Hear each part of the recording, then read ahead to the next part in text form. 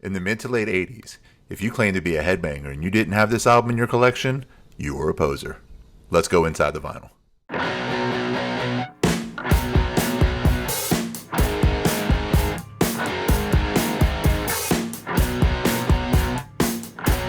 what's up, everybody? Welcome to another edition of Inside the Vinyl. I'm your host, Tim Bianconi. If you would go ahead and like, comment, share, and subscribe to my channel below, that would be greatly appreciated. If you could also hit that notification bell so you can be notified when we put out new content, that would be appreciated also. And we recently started a Facebook page. So if you go to Facebook and search Inside the Vinyl, you should be able to find our profile. Give us a follow. The hope is to be a little more interactive with that as time goes on. Once we ramp up with some followers and different things.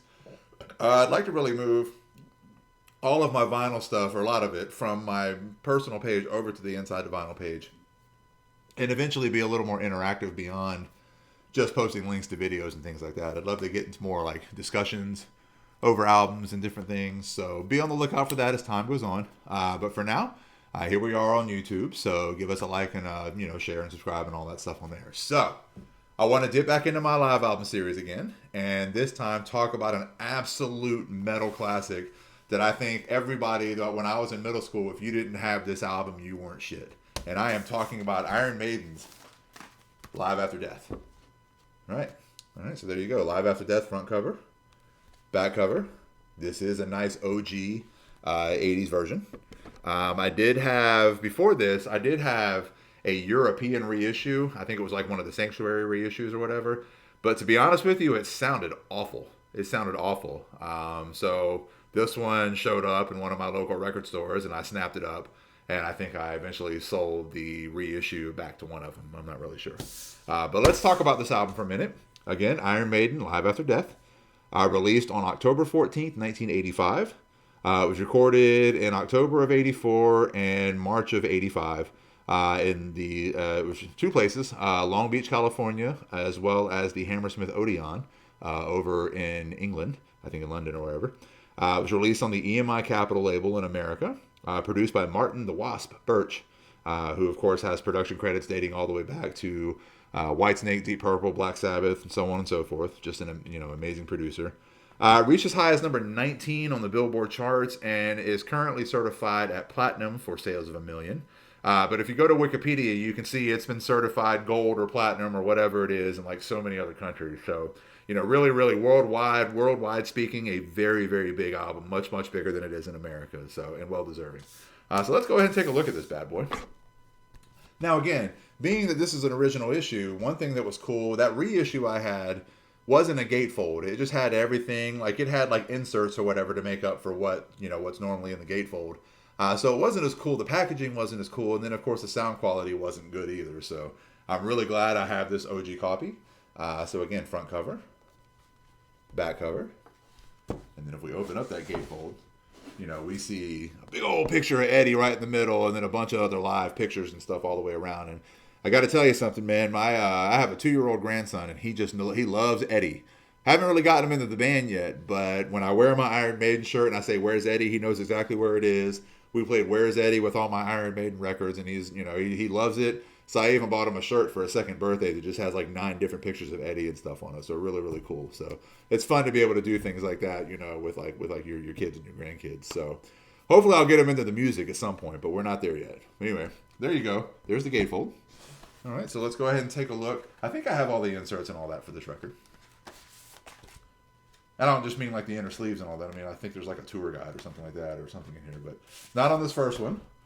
So this first sleeve I just pulled out. On one side you have live pictures and band pictures and concert photos and stuff.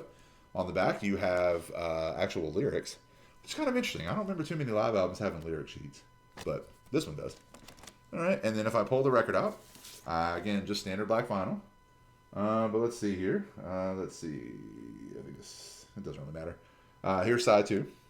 But again, cool little sticker in the middle there. Instead of just a standard fare, standard Capitol Record sticker or something like that in the middle.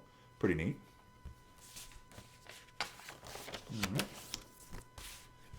Put that away. And go into the other side. Okay, here's where we get like the inserts and stuff. So let's go ahead and look at the record first. Again, more pictures on one side.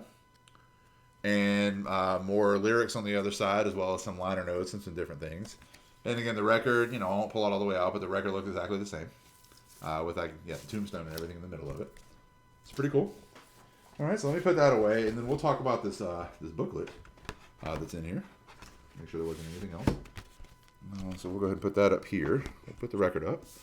All right, then it also comes with this cool, I guess it's not really the tour book or the, whatever, but pretty cool, pretty cool insert, with, if you open it up, it's got all the dates on the 83, 84, 85 tour, whatever it was. So really cool there. It's got a lot of live pictures, as you would expect. And, and even here we go, a lot of liner notes, names of the crew, and then special thanks and everything else. So, yeah, really, really cool.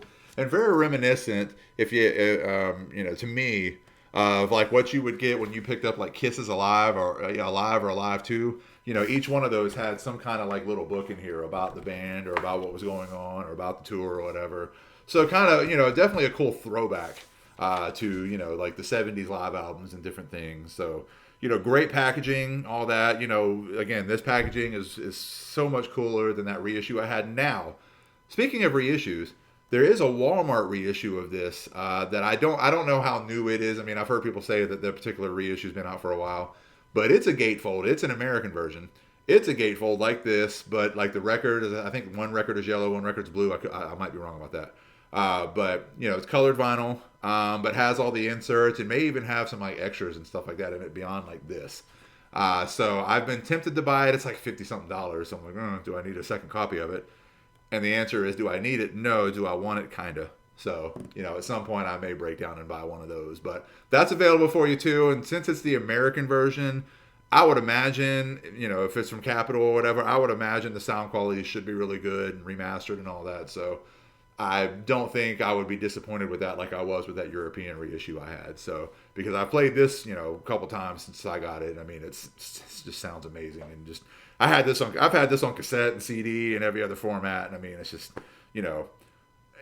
it's just, again, like I said, when I was in 8th grade, if you didn't have this album in some form or fashion, you just weren't shit, and there's a good reason for that. It's because it's just amazing, and it's got everything that you'd want from Iron Maiden from those first 4 or 5 records.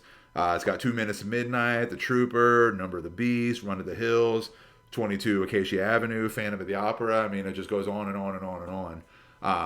So it's really in an era where live albums weren't as highly, in the 70s, a live album was everything. I mean, it would make or break a band. In the 80s, kind of got away, not that there weren't live albums, but there weren't as many, and they weren't really mostly held in the high regard that the 70s albums were. But this is definitely the exception to that rule. This one, Ozzy Speak of the Devil, Ozzy Randy Rhoads Tribute, probably 3 of the biggest and certainly 3 of the best live albums that you're ever going to hear out of the 80s. And this one, again, I haven't always been the biggest Iron Maiden fan. I've probably over the last 3 or 4 years really dug back into their catalog, especially the 80s and early 90s stuff. But I mean, I think it's just more of I just kind of got away from it for a while, and I've just recently gotten back into it over the last few years. And I mean, they're really, I would never argue with anybody who said this was, the greatest rock and metal live album of all time, because it's just that good. So check it out, whether you buy an original version, whether you buy the new version at Walmart, or you get it on CD, digital streaming, whatever you do, check it out, because I know that Iron Maiden has a ton of live albums, but this is the be all end all, in my opinion, of live albums for Iron Maiden. So that's all I've got for you this time. Like, comment, share, and subscribe. Hit that notification bell so you can be notified when we put out new content. I've got the rest of my live album series. I've also got a series on Lost Classics. I've also got a new series that I've been doing recently on greatest hits and other compilations. I've got my unboxing series where we open up new albums and reissues and box sets and stuff. I've got some live footage from random concerts and festivals. I've got some random disc golf stuff, and I've even got a couple of short documentary films that I did for school. So check all that stuff out. My channel's kind of a mess. Like, comment, share, and subscribe. Also go to Facebook and give us a follow there, and we'll see you next time. Peace out.